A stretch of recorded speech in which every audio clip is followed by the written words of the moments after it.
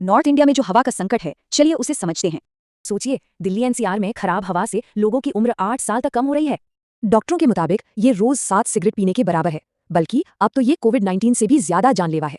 तो इस जहरीली हवा में ऐसा क्या है जो हमें बीमार कर रहा है?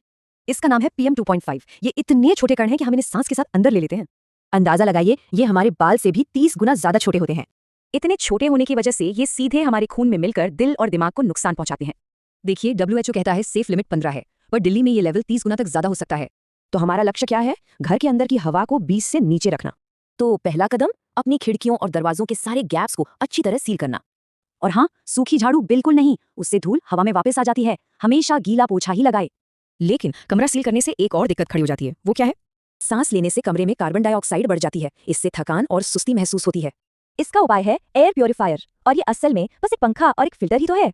प्योरीफायर खरीदते समय बस 3 चीजें देखें: ट्रू हेपा फिल्टर, कमरे के साइज के हिसाब से पावर, और फिल्टर बदलने का खर्चा। और मार्केटिंग की बातों में ना आए। आयोनाइजर्स या ओजोन जैसी चीजें किसी काम की नहीं बल्कि नुकसान भी कर सकती हैं। बजट कम है तो ये DIY बॉक्स बनाएं। ये एक सस्ता और असरदार जुगाड़ है जो सच में काम करता है।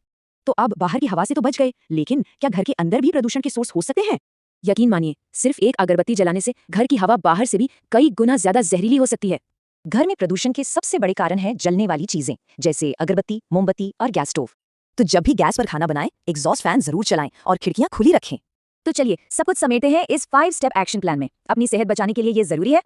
ये कदम उठाना बहुत जरूरी है, क्योंकि साफ हवा कोई लग्जरी नहीं बल्कि हमारी बुनियादी जरूरत है। और अंत में एक बड़ा सवाल, क्या साफ हवा सिर्फ हमारी जिम्मेदारी है या हमारा बुनियादी मानवाधिकार?